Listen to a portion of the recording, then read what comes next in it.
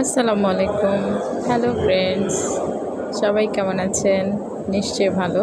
আমিও আল্লাহর রহমতে আপনাদের দোয়ায় ভালো আছি।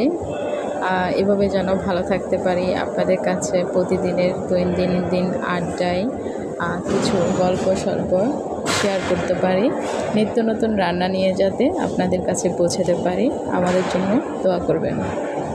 তো আজকেও সকালের সেই কিছু আয়োজন নিয়ে আপনাদের মাঝে উপস্থিত হয়েছি।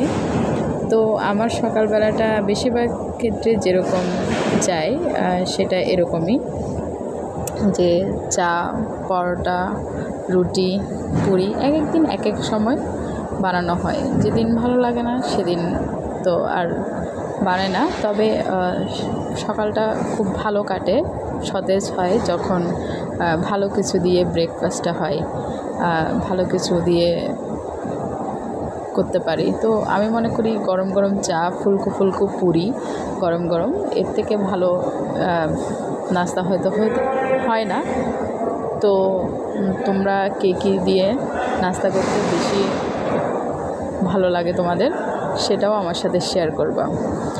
আর তো ইতিমধ্যে তোমরা ভিডিওতে দেখতেছো আমি কিভাবে পুরিটা তৈরি করার জন্য উপকরণগুলো দিচ্ছি। এখানে 2 কাপ ময়দা নিলাম। আটা দিয়েও করতে পারবা, তবে আমি বেশিরভাগই আটা দিয়ে করি।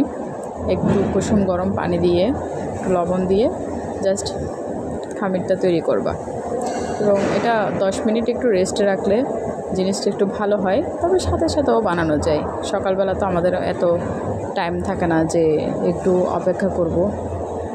আমি মাঝে মধ্যে সাথে সাথে বানাই, আর মাঝে মধ্যে যখন সময় থাকে তখন আধা ঘন্টা 10 মিনিট একটু রেস্টে রাখি।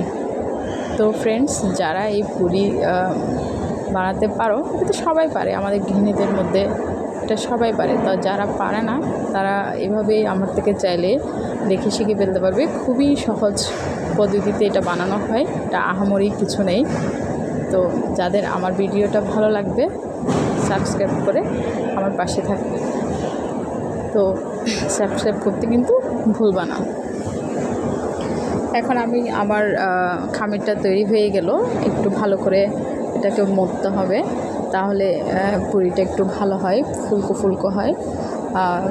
তারপরে ভালোভাবে মথার পরে যখন রেডি হয়ে যাবে তখন তুমি তোমার পরিমাণ মতো ছোট ছোট করে লেচিগুলো কেটে নিবা। এখন আমি লেচিগুলো কেটে নিচ্ছি। এরপর একটা একটা